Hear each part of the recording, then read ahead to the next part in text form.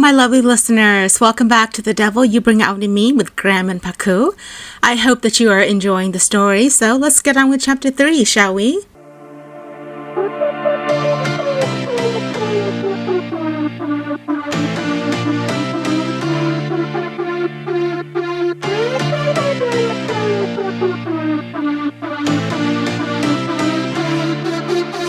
I've been through heartaches, I've been to heaven. I've done my best and my worst, learned my lessons. No matter how hard my life would treat me, I'd always get right back up, never would. Pakou walked into her office the following morning and found a bright red love seat situated on the far left of her office. She stared at it and then jumped when Graham's voice startled her as he walked in wearing a gray suit. "What do you think?" he asked. She pointed to the love seat and frowned. "Was this your doing?" "Yeah," he said as he walked to sit down. "I think it matches your personality very much." "Well, I hate it. Tough. I bought it as a gift and it's non-returnable." "Learn to love it." She set her purse down and turned on her computer as he stood up and walked to her. The moment he neared her, he reached out and closed the door so they could have some privacy. The musky scent coming from him was making her feel all sorts of emotions stirring from beneath her skin. "I couldn't stop thinking about you last night. You know, I was having visions of that dress on my bedroom floor." She turned around and glared at him. "That is not an appropriate conversation for the workplace." He raised his eyebrows and smiled. "You're right. It's much better suited for when you're in my bedroom. How about we start now?" Pakou stood up and moved herself away from him. "What will it take for you to walk away from me?" "What will it take for you to walk into my arms?" She held her breath as he walked toward her and began to remove his jacket. He laid over the chair and pulled at his tie, destroying it as he began to unbutton his buttons. She could see the small flesh that played peekaboo as his buttons became undone. "Stop," she whispered as he came toward her. "Stop it, Graham." He smiled as he reached her and whispered, "I love it when you say my name."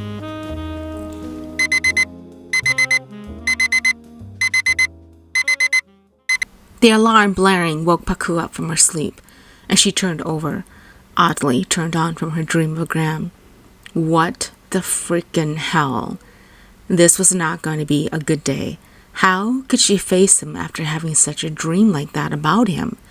She ran her hands through her hair as her phone began buzzing. She saw Ka's name lighting on the screen and picked up. "Hello?" "Good morning to you too, sunshine. I'm outside. Can you open up and let me in?" Pakou forced herself to get out of bed and dragged her tired feet to the front door, where she found Ka looking at her with a strange glare. In her hands were bags of bagel from the bakery shop around the corner, and in the other was a tray of coffee cups. "What's wrong with you?" "Don't ask. Just give me the damn coffee." Ka came in and handed everything over to her as she took it and walked to the dining room where she pried open the cup and began drinking. That's mine," Ka said as she yanked it back from her. "It's black, and you don't drink black." "I will today," she said as she yanked it back and took another big gulp.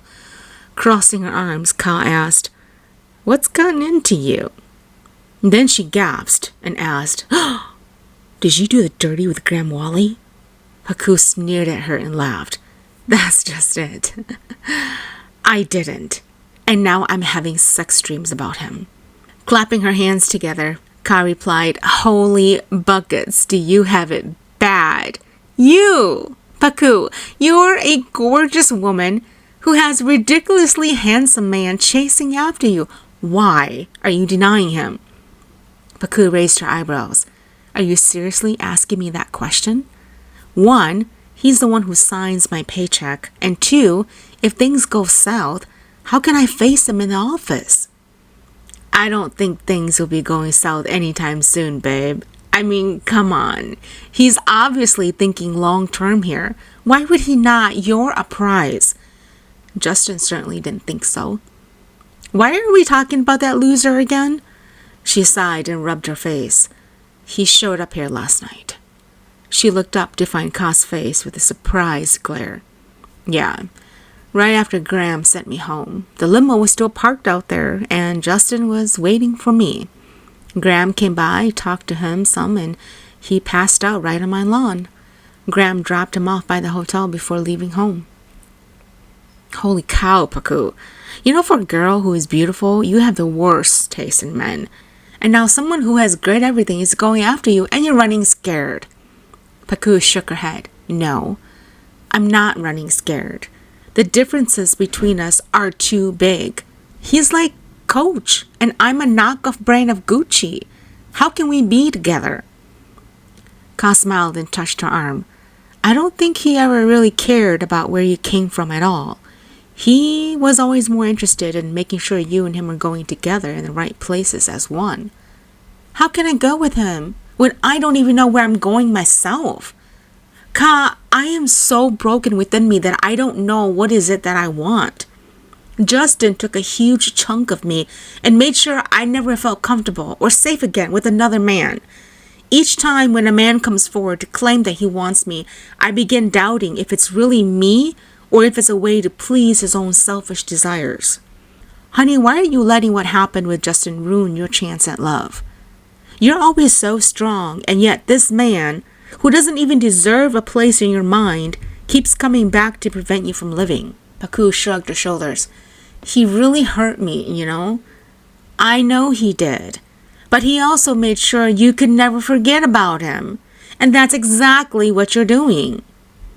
Well, then how do I get over him? There's a mighty fine man who keeps chasing you. My advice is let him take over. She was late, which wasn't her style. And as Graham made his way from his office to hers, he heard her voice in the hallway. He turned and almost tripped on his feet. She had her hair curled and it lay gently down her shoulders, but it was the white dress she wore that made his legs forget to walk. The moment she turned and their eyes met, he sucked in a deep breath. She must have noticed because she smiled, and then walked to him without losing his gaze. Good morning, Graham. Do you have a moment? I'd like to discuss something with you, she asked. He couldn't find his voice, so he gestured with his hand to enter his office. Once inside, he closed the door and crossed his arms as she turned around and faced him. I decided I'm going to come to you. He coughed and stepped back, caught off guard. What? She smiled. Oh, come on, Graham. I'm giving you exactly what you wanted, but on one condition. Smiling, he replied, anything. If you get me pregnant, you marry me. A smirk appeared on his lips. Darling, you don't even have to say that twice. He walked forward to her and ran a finger down her arm. What made you decide to try me on for size? The touch made her lose her focus, and he smiled as she began fidgeting and walked away from him. She turned around and shrugged. I'm in a bad place, Graham. To be honest with you, the man you dropped off at the hotel was the one who put me in that bad place. I can't get him out of my mind even when he hurt me. And when he shows up like he did, my entire world gets thrown on a balance. I have to start from ground zero again. He reached for her and pulled her close to him. I knew that man was something bad for you. And then he lowered his lips to her ear. Tell me what you need, and I'll give it all to you. She shivered and cleared her throat as she backed out of his hold. That's the other condition. He raised his eyebrows. Oh? Yes. At work, you can't touch me. He felt his hands twitch as she continued. When I am here, I am your VP of Communications.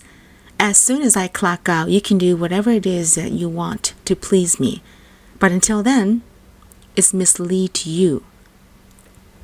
Graham felt his throat close up as he watched her.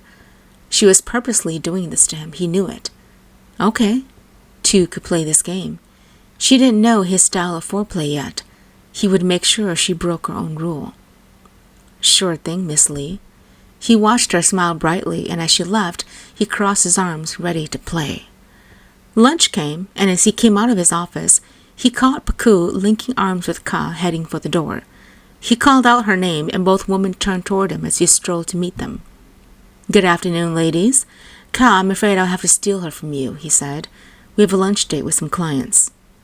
Who? Pakou asked. You'll meet them soon enough. Come on. Have fun, Ka said as she left. Let's head out, he said as he took her elbow and directed her out the door. She was quiet until they reached the inside of his car, and then she gave him an ugly glare. Is this your idea of getting funky with me? She asked. Laughing, Graham replied, No, Pakou. My idea of getting funky with you involves wine and some rope. Her face paled. What? You should see your face, Miss Lee. You act as if I'm going to peel your dress off now and eat you. She was stunned silent as he drove out of the parking lot toward the restaurant where they were planning to meet up with Eva. He knew this was going to have her fuming with anger, but Eva's assistant had called last minute and set up an appointment with him. Eva had some serious business to talk to him, and if he didn't show up, she would come to him. They parked the car, and before she got out, he reached over and slammed his lips against hers. She gasped and brought up both hands to stop him, but he took both of her hands in one of his and continued kissing until he was somewhat satisfied, and then let her go. She was panting hard, and her eyes were heavily hooded as she gazed at him. Hello, Pakou. Now that we're outside of the office, I can do what I wish with you. She bit her lower lip. You didn't play fair. I'm playing to your rules, Pakou, he smiled and turned the car off. By the way, we're meeting Eva. She shot her head up. Your ex, Eva? The one and only. What the frickin' hell, Graham? A little heads up would do. He turned to her. I am giving you a heads up. If you go in with those bruised lips of yours, it will make sure she's set off in everything. He smiled at her as her eyes opened wide. He walked out and opened the door, helping her as they walked into the restaurant. The host brought them to the back where Eva was sitting wearing a black jumpsuit, looking as beautiful as he knew she always was. But the look on her face told him she was not happy with who came with him. I thought it was a private lunch between you and me, Eva said as she smirked. Private? It is private, Graham said as he pulled out a chair for Pakou. If you're referring to Pakou, she goes where I go. Hello to you too, Aaron, Pakou said. It's Eva. Oh, Pakou said, placing her hand on her mouth. I'm so sorry. He took a seat and smiled at her. You called for this meeting. Let's get on with it. You know exactly what I want, Graham. I'm here to make you an offer you can't refuse. Let's hear it. 1.5 million. He leaned back in his chair and tapped his finger against his chin, and then he turned to Pakou. My VP of Communications, what say you? Pakou shook her head. 1.5 million? That's the amount of money we spend on fabrics, my dear girl. What kind of an insult is that? Eva's face paled. I've run through your finances. The last $500 million you earned was almost a year ago and is running dry. Unless you want to go bankrupt, you'd be wise to take this offer. And watch you turn the company I want into a fluke? No, sorry, I'm not interested, Eva. You ran through our finances, but you didn't run through our goals. Whatever you think you can do, I can do twice better. Your history includes 2 rebranding that went south and an entire line of fashion that went cold in storage due to no buyers, he said. That was a low blow, Graham, taking my history to lay out on the table like that. And were you not ready to lay out my sins? As far as I'm concerned, you give me that low offer is a means to say that's all I'm worth to you. Well, excuse me, Eva, but the truth is that you can't handle this type of company, and you will for sure drown. For the final time, lavish decor is not for sale, and move your interest elsewhere. Eva turned to Pakou. Is he sleeping with you yet? Laughing, Pakou replied, Oh, is this a cat fight I got myself into? Eva stood up and grabbed her purse. Whatever you think you know about Graham, you're wrong. He has no heart. Pakou stood up and glared at her. You should know, shouldn't you? You're the one who yanked it from him. I've been waiting all my life for someone like you, like you. I would watch the days go by, wasted in blue. I was out of use. Now every day, every night, every moment with you, I'm walking on air. And every day, every way, I feel I can't lose. I wanna shout it out, ain't no limit. I wanna When Pakou got into Graham's car, she felt the fire light up from within her. She felt the anger pound against her heart, and her temples were developing a raging headache. She turned to him and cleared her throat loudly. Is this Eva after lavish decor for herself, or because she wants to hurt you? Graham smirked and turned to look at her. She can't hurt me anymore. I beg to differ. She's trying to do this to make you feel pain. And only because she can't rile me up anymore is the fact that makes her feel all the more rage. Pakou shoved her hand through her hair and almost yanked a few strands out. He made a sound and reached over to gently rake his fingers through her strands. Hair as beautiful as this should be showered with care, Pakou, not yanked like this. She laughed. It's my style, Graham. And then she added, I felt as if she was jealous of me. Was I wrong, or was my jealous radar working very well? Laughing, Graham replied, Your radar was working extremely well. I think her eyes fell to your lips at least 10 times. And then he turned to her and smiled. Should we try that again? She put her hands up. No! You took without asking. I'm asking now, Pakou.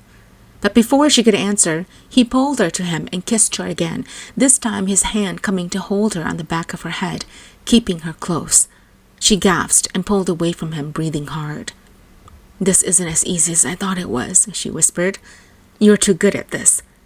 You think? I think I'm scared to prove myself wrong. Well, he said as he inched closer to her, then prove me right when I say we're great together and should do this more often. When Pakou returned to the office, she ran into Ka at the entrance and Graham winked at her before he strolled to his office. Ka pulled her toward the woman's bathroom and slammed the door shut. What? Pakou asked. Don't what me, young lady. Have you looked in the mirror? Shaking her head, Pakou replied, No, why? Ka turned her toward the mirror. Look, those damn lips says I've just been kissed until my toes curled in my goddamn shoes. Pakou Lee, you have gone and surprised the hell out of me today. Pakou touched her lips and blushed deeply. Gosh, when you put it like that, it makes me sound so dirty. Oh, come off it, girlfriend. You know you wanted to do the dirty with him the moment you set eyes on him. The only thing holding you back is because his name has CEO behind it. She turned on the water and washed her hands, and then took the paper towel Ka handed her to dry. She shut the water off and let out a deep breath. I'm doing this, Ka. I'm really doing this. I'm going to be going after a beautiful man who wants me like I'm the very breath that he breathes. And I'm getting all undone over the very look he sends my way. Am I crazy? Ka reached out and fingered her hair lightly. Beautiful men who care with their hearts are worth chasing, Pakou. It's men like Graham that makes all the heartbreaks worth it all. You're so damn lucky the man is head over heels for you.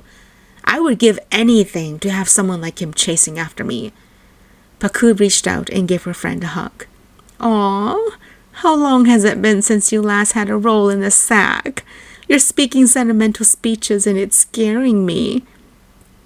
Laughing, Ka replied, It's been too damn long. I pretty much bombed everything when I destroyed Roger's pride.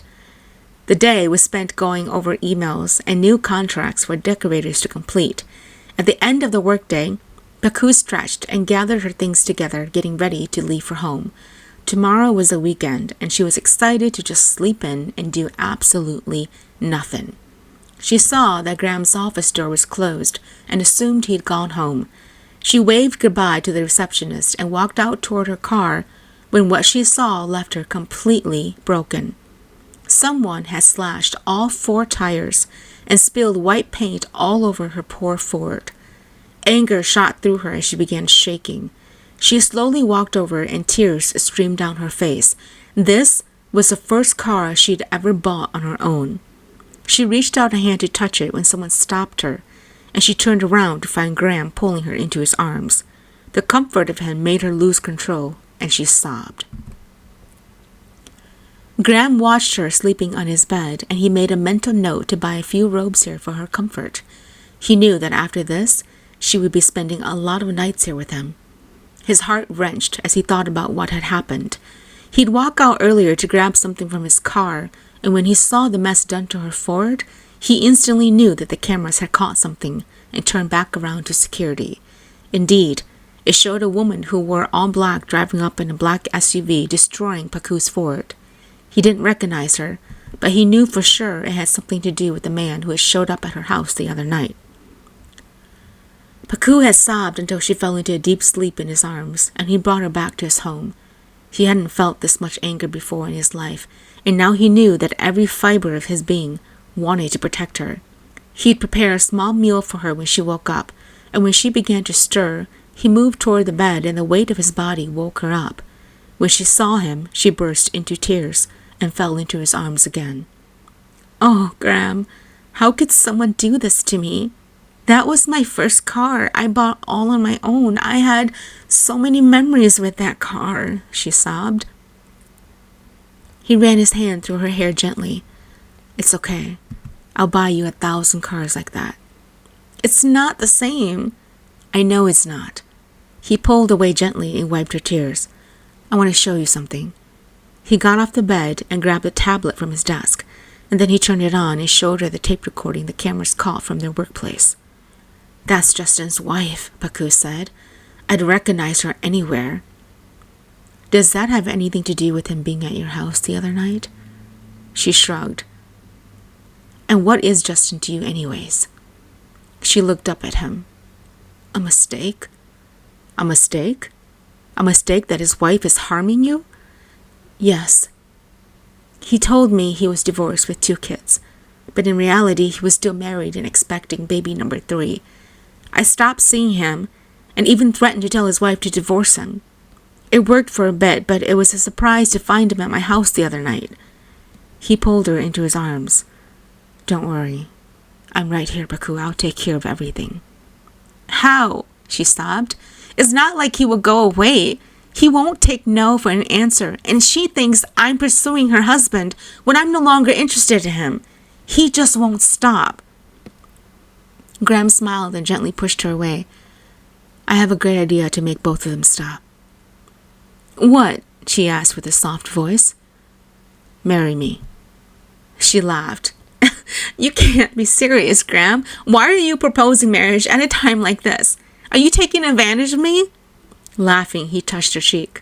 "I wouldn't dare to, Pakou. I'm here to protect you. If him and his wife think it's okay to mess around with you, they may not care if you're just Pakou. But when you're Mrs. Graham Wally, your power can leave them silent and push them onto the ground. I know he hurt you and that he's regretting leaving you. I know she's blaming you for her husband's choices. I'm offering you a chance to get back on your feet without losing sleep.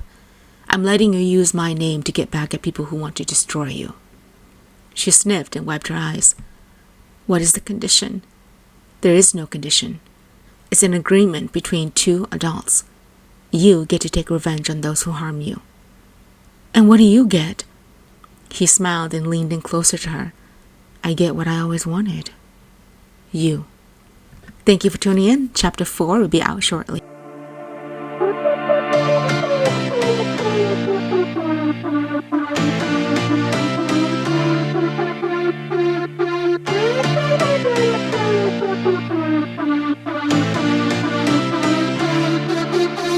I've been through heartaches, I've been to heaven. I've done my best and my worst, learned my lessons. No matter how hard my life would treat